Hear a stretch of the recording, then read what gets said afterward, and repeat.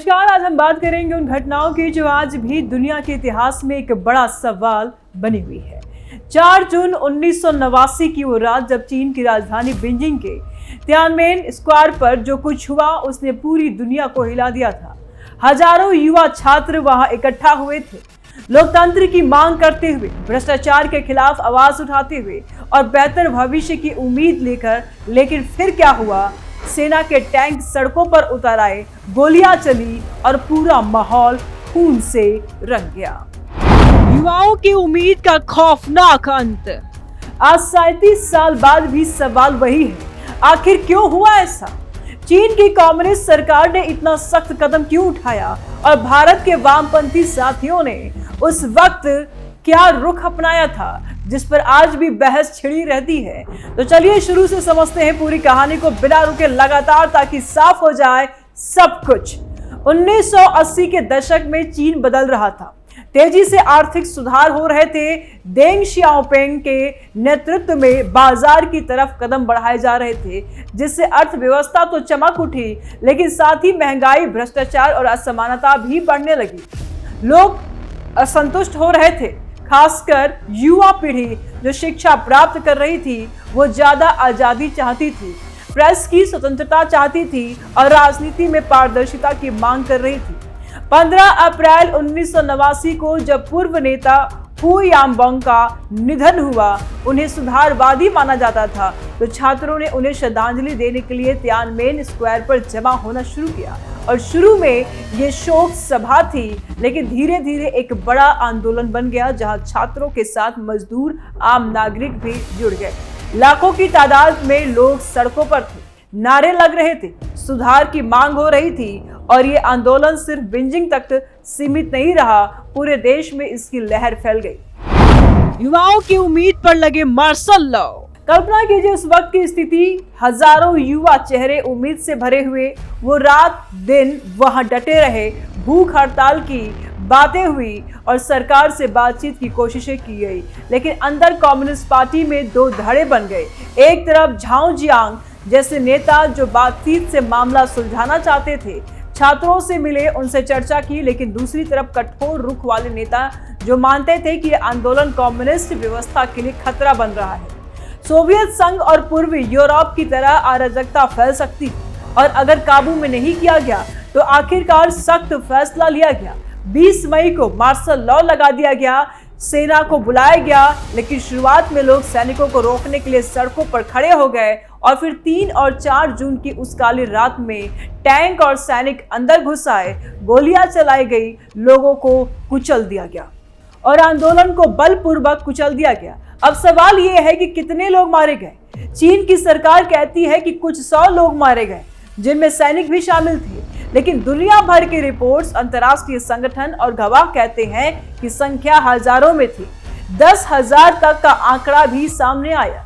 British दस्तावेजों में इसका जिक्र है कि कितनी बड़ी तबाही हुई और वो रात कितने परिवारों के सपने चूर हुए, कितने माँ बाप अपने बच्चों को खो बैठे, ये सोचकर रोंगटे खड़े हो जाते। दुनिया में इस घटना की निंदा हो रही थी। फिर चीन की सरकार का तर्क क्या था? उन्होंने इसे क्रांति विरोधी गतिविधि बताया, कहा कि कुछ ताकतें बाहर से अंदर घुसकर अस्थिरता फैला रही थी, देश को कमजोर करना चाहती थी और अगर सख्त कदम नहीं उठाया जाता तो पूरा सिस्टम ढह सकता था। बाद के सालों में उन्होंने यही कहा कि इसी फैसले की वजह से चीन अस्थिर रहा और आज दुनिया की बड़ी अर्थव्यवस्था बना है, विकास हुआ है। लेकिन आलोचक कहते हैं कि लोकतंत्र की आवाज को कुचल दिया गया, मानव अधिकारों की अनदेखी की गई। और अब आते हैं भारत की तरफ। यहाँ की वामपंथी पार्टियों का रुख क्या था? जब पूरी दुनिया में इस घटना की निंदा हो रही थी, तब भारत के कुछ कम्युनिस्ट नेता और संगठन चीन की सरकार के बचाव में खड़े दिखे। उन्होंने इसे चीन का आंतरिक मामला बताया, छात्रों की गतिविधियों को राजनीतिक अस्थिरता पैदा करने वाला करार दिया और कहा कि कम्युनिस्ट पार्टी और पीपुल्स लिबरेशन आर्मी ने सही कदम उठाया है। सीपीआई, मार्क्सिस्ट जैसे पार्टियों ने प्रस्ताव पास किए, जहां उन्होंने इस कार्रवाई को समर्थन दिया और इसे साम्राज्यवादी ताकतों के खिलाफ लड़ाई बताया। उनका कहना था कि बाहर की ताकतें सोशलिज्म को कमजोर करने की कोशिश कर रही थी और चीन ने उन्हें रोक दिया और ये रुख विवादास्पद रहा क्योंकि दूसरी तरफ दुनिया भर के लोकतंत्र प्रेमी इसको नरसंहार मान रहे थे। लेकिन यहाँ कुछ वामपंथी चुप रहे या फिर बचाव करते रहे।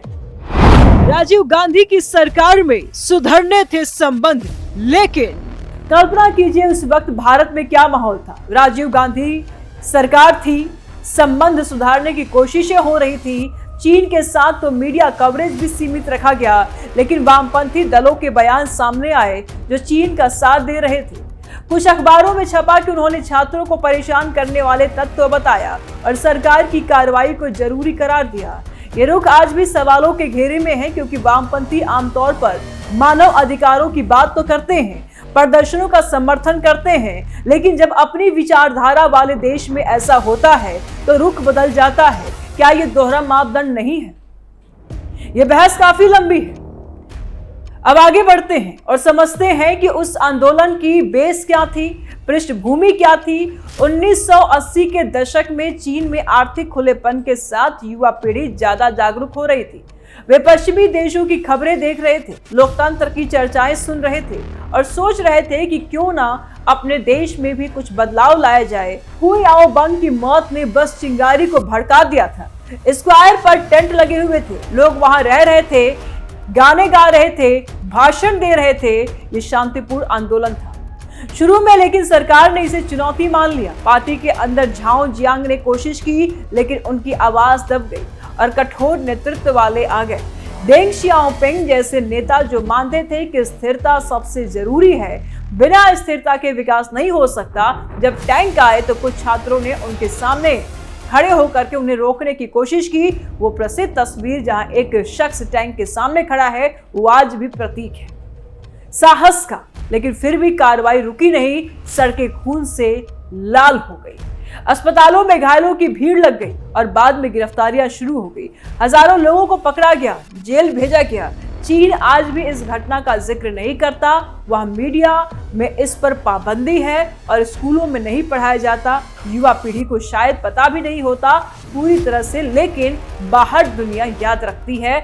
हर साल 4 जून को लोग श्रद्धांजलि देते हैं। हांगकांग में पहले जुलूस निकलते थे, लेकिन अब वहां भी बदलाव आ गया है। वामपंथी दलों का इतिहास है काफी गहरा।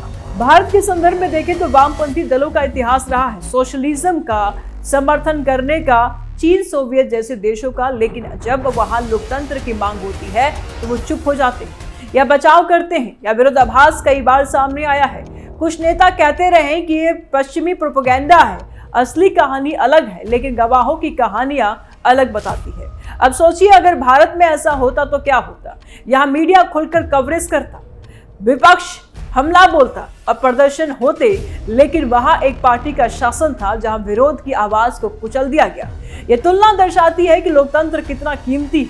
ये घटना सिर्फ न चीन की, पूरी दुनिया के लिए सबक बन गई है। सत्ता जब अंधी हो जाती है तो क्या कर सकती है, लेकिन साथ ही ये भी कि विकास के नाम पर लोकतंत्र की कीमत चुकाई जा सकती है।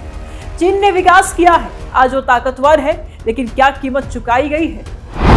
भारतीय वामपंथियों की हुई थी थू थू। भारतीय वामपंथियों की आलोचना आज भी होती है कि वे मानव अधिकार की बात सिर्फ चुनिंदा मामलों में करते हैं। जब सोशलिस्ट देश शामिल हो तो आंखें बंद कर लेते हैं। ये आरोप लगते रहे हैं। कई किताबों में लेखों में इसका जिक्र है। और अब और विस्तार से समझे कि आंदोलन कैसे फैला। छात्रों ने हंगर स्ट्राइक शुरू की, माँ बाप वहां आए, समर्थन देने लगे, मजदूर यूनियन जुड़ी और ये जन आंदोलन बन गया। सरकार ने पहले इंतजार किया, फिर सख्ती की और फिर सेना को जब बुलाया गया तो कुछ सैनिकों ने भी मना किया, लेकिन आखिरकार आदेश मानना पड़ा।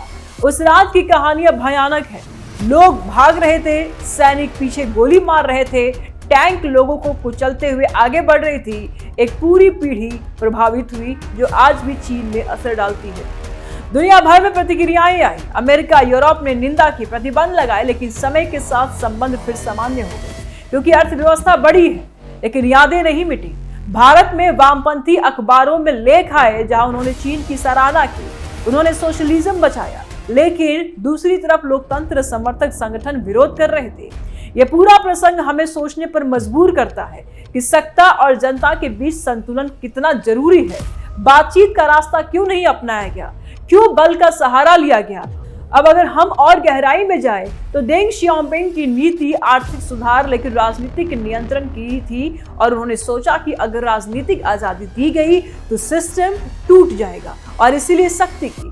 झाओ जियांग बाद में साइडलाइन कर दिए गए, उन्हें नजरबंद कर दिया गया क्योंकि उन्होंने नरम रुख दिखाया था। छात्र नेता ने छोड़ा था देश। छात्र नेता जैसे वांग दान जैसे लोग बाद में जेल गए या देश छोड़ गए। यह घटना आज भी प्रेरणा देती है युवाओं को भी कि आवाज उठानी चाहिए लेकिन खतरे भी समझनी चाहिए। भारत के वामपंथी आज भी जब चीन की बात आती है तो सावधानी बरतते हैं, लेकिन पुरानी घटनाओं पर उनका रुख याद दिलाता है और दिलाया भी जाता है। ये कहानी इतनी लंबी है कि घंटों बात की जा सकती है। 37 साल बीत गए लेकिन सबक वही है, स्थिरता जरूरी है लेकिन लोकतंत्र भी उतना ही। अब कल्पना कीजिए उन माओ की जो अपने बेटे बेटियों को खो बैठे, उन छात्रों की जो सपने लेकर गए लेकिन वापस कभी नहीं आए। वो खून, वो चीखे, वो टैंक, वो सब कुछ आज भी यादों में ताजा है। चीन ने दिखाया सख्त शासन में भी विकास। चीन ने आगे बढ़कर दिखाया कि सख्त शासन में विकास संभव है, लेकिन क्या वो सही रास्ता है? ये बहस जारी रहेगी।